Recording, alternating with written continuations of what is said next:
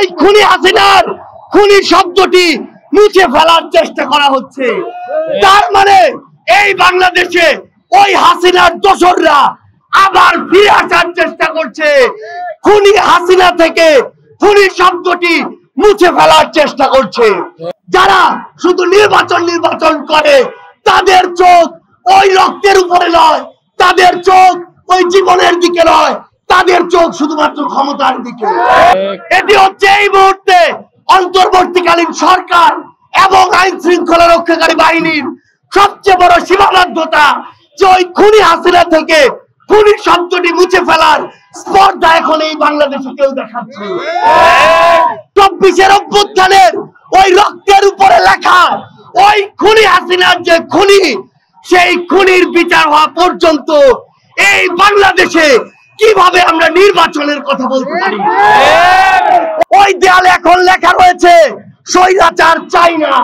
রক্তের বিনিময়ে এই উত্তরা, এই বাংলাদেশ যে স্বৈরাচারকে হটিয়েছে, সেই স্বৈরাচার এই বাংলাদেশে আমরা আর চাই না।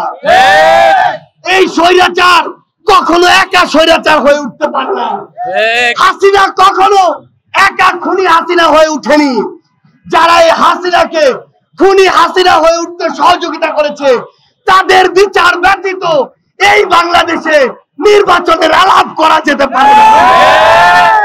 আমরা স্পষ্ট করে একটি কথা বলি, এই অন্তর্বর্তীকালীন সরকারের সবচেয়ে বড় যে লেজিটিমেসি, আজকে যারাই এটি অস্বীকার করে স্পর্ধা দেখায়, সেই লেজিটিমেসি হচ্ছে 13,000-এর অধিক শহীদের জীবন এবং তাদের রক্ত। আজকে যারা বড় বড় কথা বলে, তাদেরকে আমরা দেখেছি কিভাবে নিজের মুখ ঢেকে রেখে অফিসের ওই যে দেয়াল, অফিসের ওই যে গেট, তার ভিতরে চেয়ারে ঢুকে বসে থাকতো।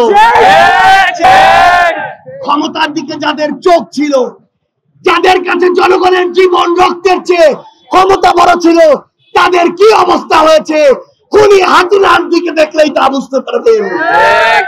আমরা স্পষ্ট করে বলি, এই বাংলাদেশে ওই হাসিনা খুনি হাসিনা হয়ে উঠেছে, যে স্বৈরাচার তৈরি করেছে, যে সিস্টেমটা তৈরি করেছে, এদের সামগ্রিক বিচার না হওয়া পর্যন্ত এই বাংলাদেশে অন্য কিছু চিন্তা করা শুধুমাত্র ব্যক্তি স্বার্থকে প্রাধান্য দেওয়ার সবচেয়ে বড় লক্ষণ।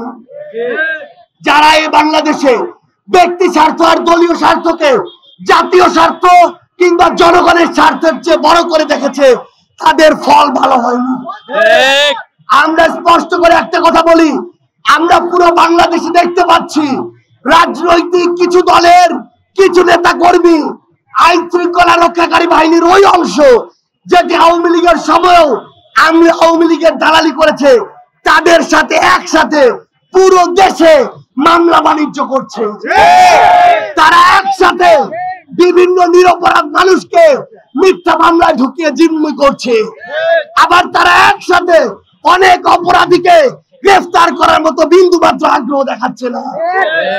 আমরা স্পষ্ট করে একটা কথা বলি, এই যে মামলা দেওয়ার আগে ডেকে নিয়ে টাকা নেওয়ার ব্যবসা, মামলা দেওয়ার পর নাম কাটানোর ব্যবসা, মামলা দিয়ে জামিন করানোর জন্য আবার টাকার ব্যবসা, এগুলো বিগত 16 বছরের কালচার।